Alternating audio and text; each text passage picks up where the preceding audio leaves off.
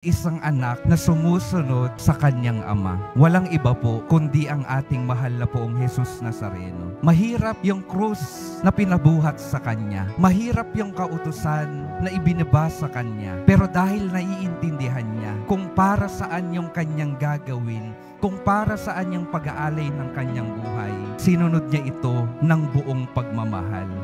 At yung pagsunod ng ating poong Jesus Nazareno sa kanyang Diyos Ama, nagdulot ng kaligtasan sa lahat. At ganon din po sa ating mga buhay, mga minamahal kong mga kapatid. Kapag palagi nating sinusunod ng may pag-unawa at pagmamahal yung utos ng ating Diyos Ama, katulad ng ating sa poong Jesus Nazareno, makakapagdala po tayo ng kaligtasan sa mundong ito. Kaya mga minamahal kong mga kapatid, uulitin ko po, huwag na pong maging matigas ang mga ulo natin.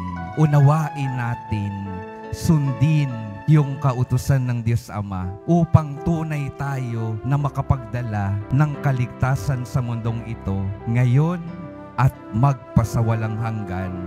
Amen.